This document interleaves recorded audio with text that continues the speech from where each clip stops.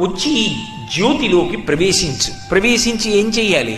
కీటాపతంగా మశకాశ్చ వృక్షా జలే స్థలే ఏ నివసంతి జీవా దృష్ట్వా ప్రదీపం నచ జన్మభాగినః.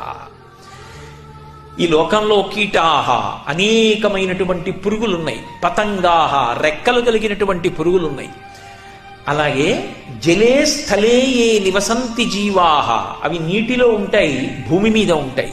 అంతేకాదు వృక్షముల వంటి ఉన్నాయి, అవి కదలలేవు. తెల్లవారి లేస్తే మనకి ఆకుకూరలు ఇస్తున్నాయి, పువ్వులు ఇస్తున్నాయి. కిరణజన్య సంయోగ క్రియ ద్వారా సూర్య భగవానుడి నుంచి పొందినటువంటి శక్తితో పత్రహరితాన్ని తయారు చేసుకుని ఆకులలో ఆకుపచ్చతనాన్ని నింపుకుని దాని ద్వారా మనకి ఆహారాన్ని సమకూరుస్తున్నాయి. అయినా ఆ చెట్లకి తమకి తాము ఉపకారం చేసుకోగలిగినటువంటి శక్తి లేదు.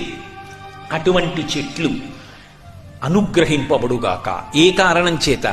నేను వెలిగించిన ఈ దీపం ఉందే, ఈ దీపపు కాంతి ఎంత దూరం పడుతోందో, ఆ కాంతిలోకి ఏ ఏ ప్రాణులు వస్తున్నాయో అవి కీటాహ పతంగాహ మశకాశ్చ వృక్షాహ జలే స్థలే ఏ నివసంతి జీవా దృష్ట్వా ప్రదీపం నచ జన్మభాగినః.